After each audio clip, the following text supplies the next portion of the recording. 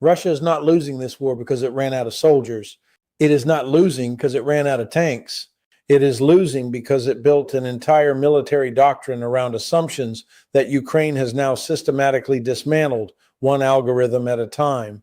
And what happened in the last several weeks represents not a tactical development, not a battlefield curiosity, but a doctrinal inflection point that changes the logic of this war at every level. 25,000 autonomous systems released into Ukrainian airspace, into Russian rear areas, into supply corridors that Moscow believed were protected by distance, by electronic countermeasures, by sheer geography. None of those systems get tired. None of them panic. None of them break under fire.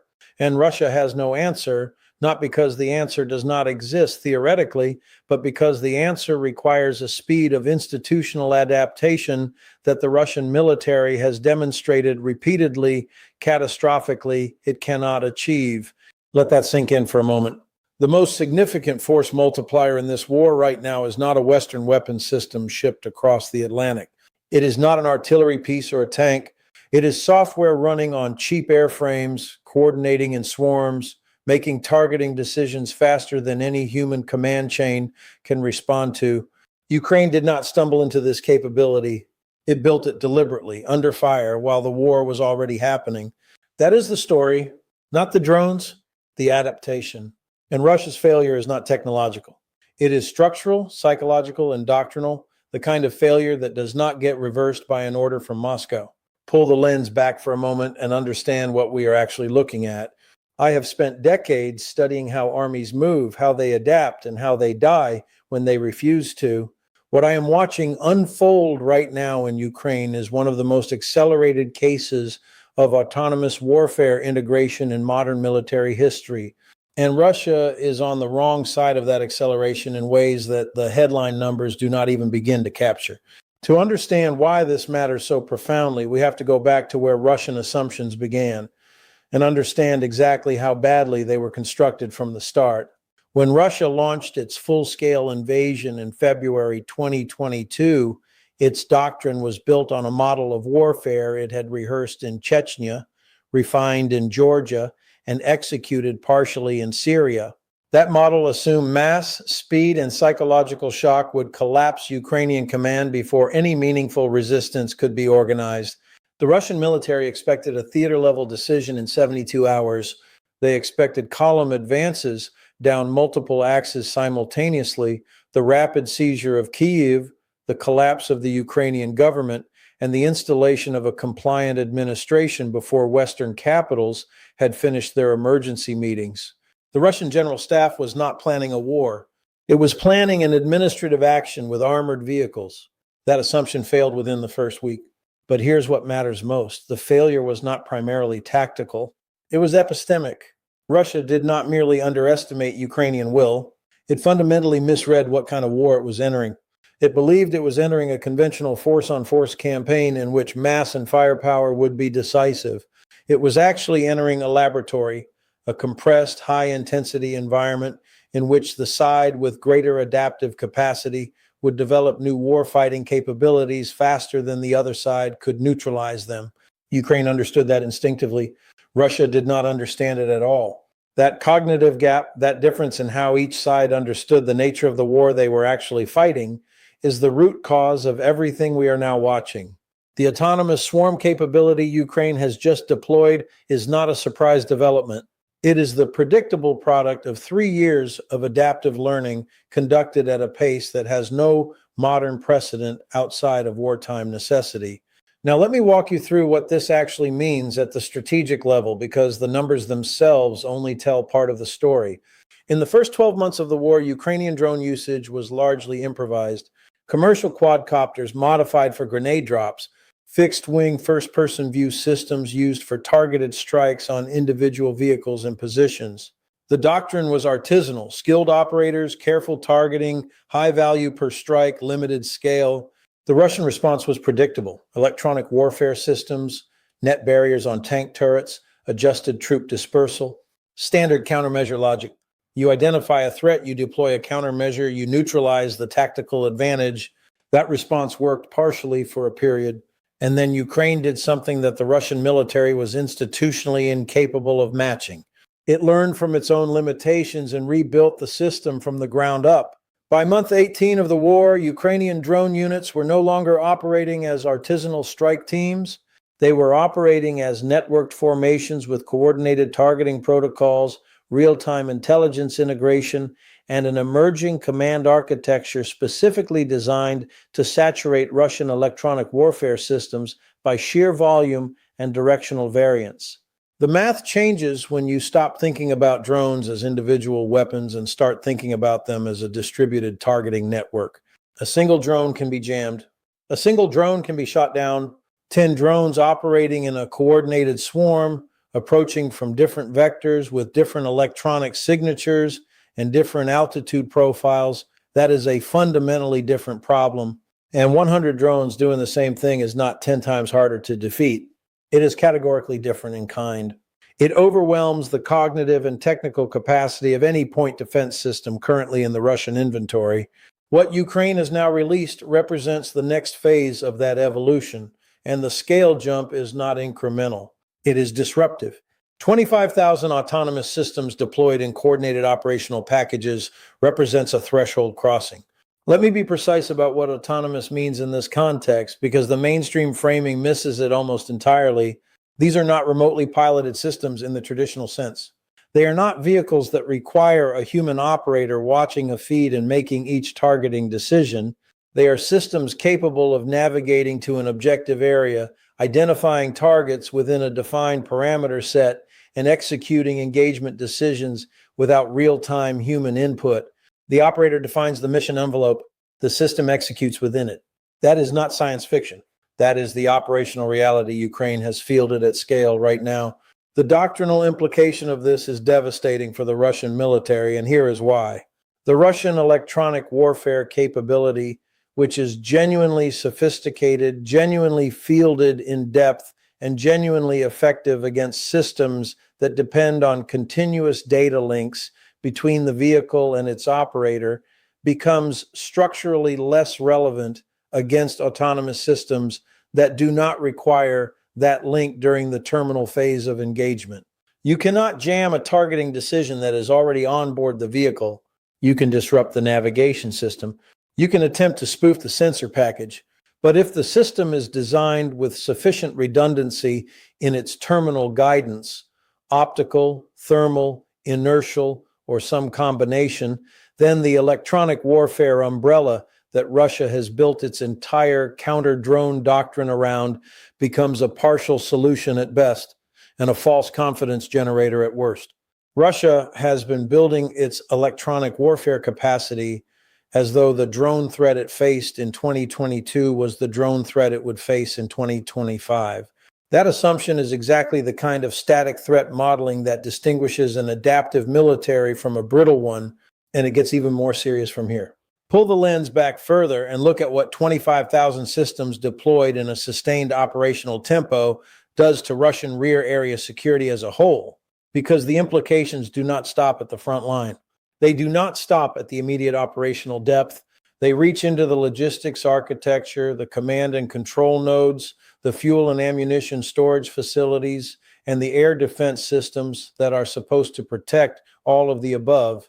Russia has been conducting this war on the assumption that its rear areas, while not entirely safe, were protected enough to sustain the operational tempo required to prosecute a grinding war of attrition.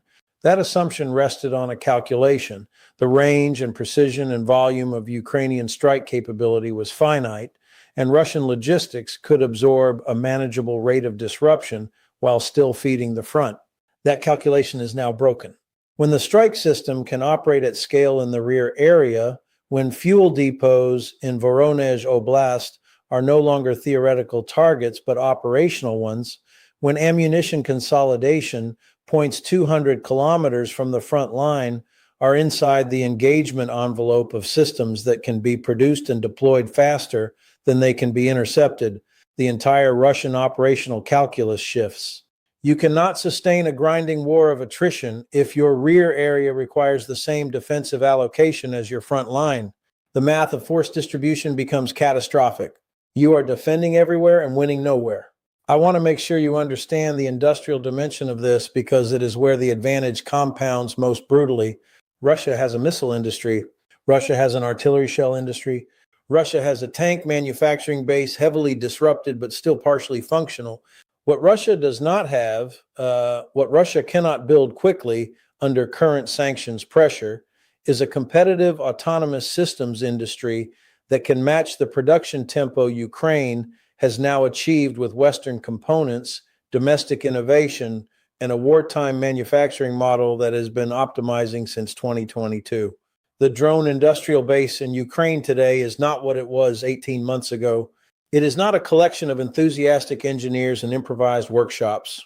It is a structured, scaled, government integrated production system that is building systems by the tens of thousands and iterating the designs faster than the Russian countermeasure cycle can track. That last point is critical and almost universally underreported. The iteration speed matters as much as the production volume. When Ukraine identifies that a particular drone design is being successfully jammed or intercepted by a specific Russian system, the design modification cycle is measured in weeks, sometimes days. When Russia develops a countermeasure, Ukraine is often already deploying the next generation that the countermeasure was not designed for. This is not an accident. It is a deliberately engineered adaptive loop that mirrors software development methodology more than traditional weapons procurement. Russia's procurement cycle does not work that way. Russia's institutional culture does not work that way. The gap between Ukrainian iteration speed and Russian countermeasure development is not closing. There is strong evidence it is widening.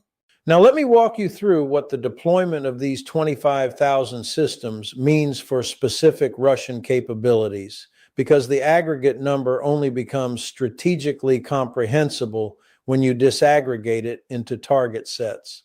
Russian air defense is the most immediate pressure point, and it is already under severe strain. The integrated air defense network that Russia has been operating, layered S-300 and S-400 systems, Pantsir short-range coverage, TOR units at the battalion level, was designed around a threat model of ballistic and cruise missile attacks combined with conventional aircraft. It was not designed to handle simultaneous saturation by large numbers of low observable, low altitude, slow moving systems approaching from multiple vectors. The engagement geometry is simply different. The radar signature is different. The intercept solution is different. And critically, the cost exchange ratio is catastrophically different. Russia cannot economically sustain shooting S-300 missiles, each one costing several $100,000, at drones that cost $300 to $3,000 each. The math collapses the air defense budget at scale in a way that no adversary could have achieved by attacking the air defense systems directly. This is the hidden strategic logic of the swarm. It does not have to destroy the air defense network. It has to exhaust it.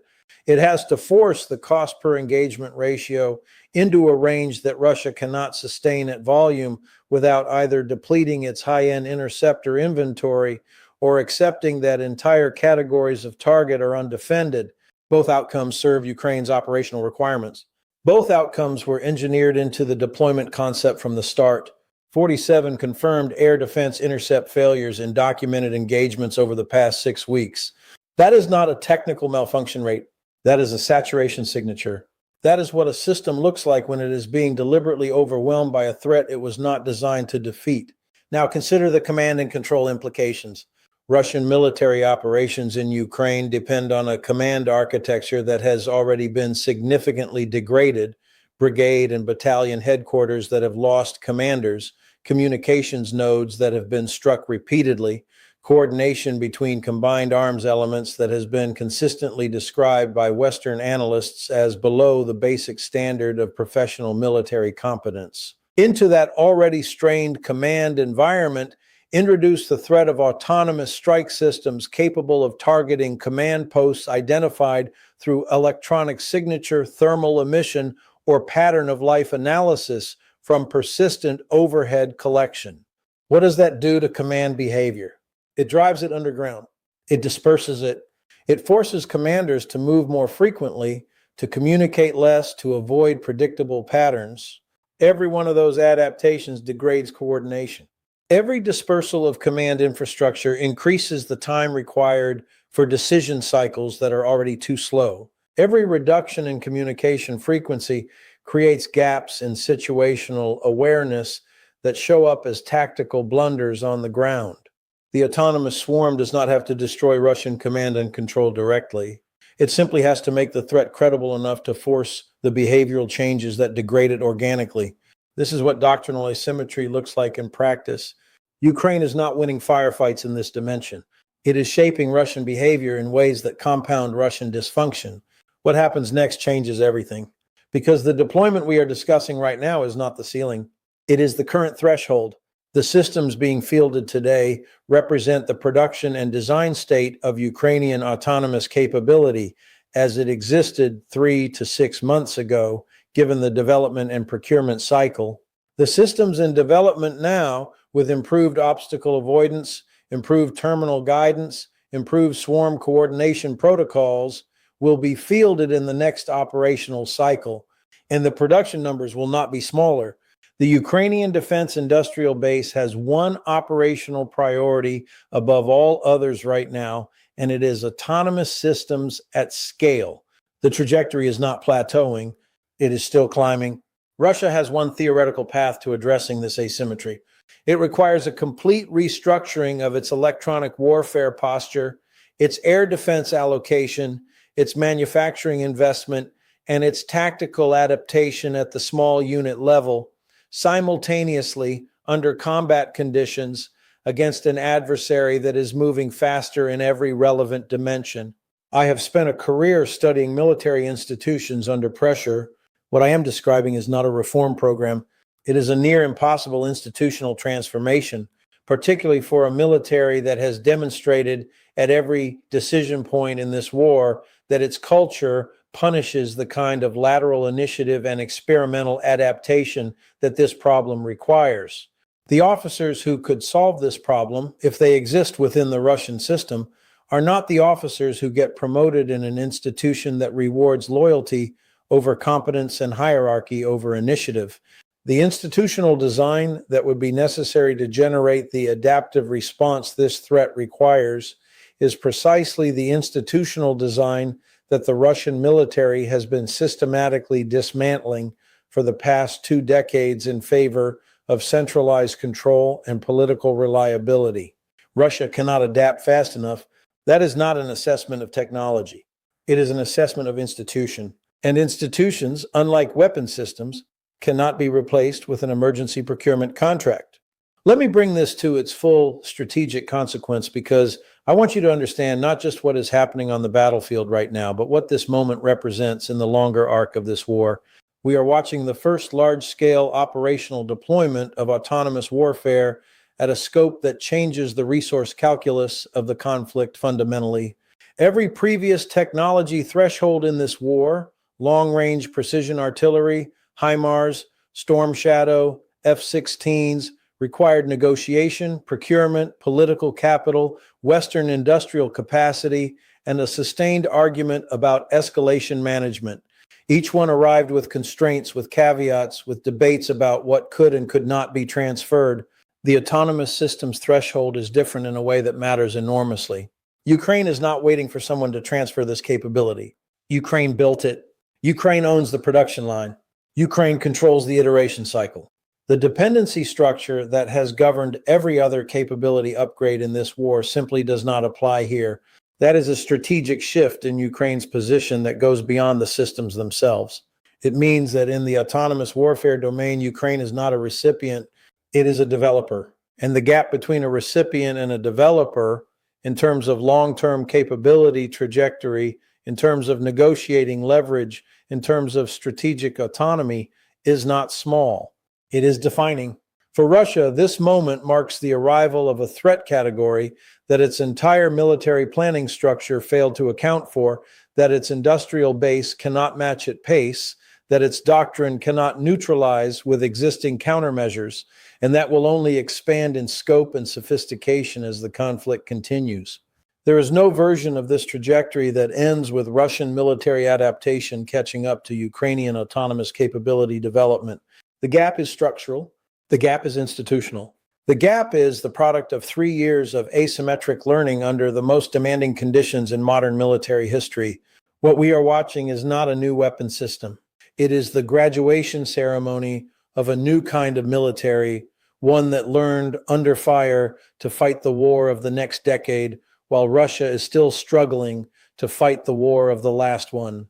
History will record this threshold crossing as the moment when the nature of the advantage shifted from Ukraine receiving Western capability to Ukraine generating indigenous next generation capability faster than its adversary can respond to it.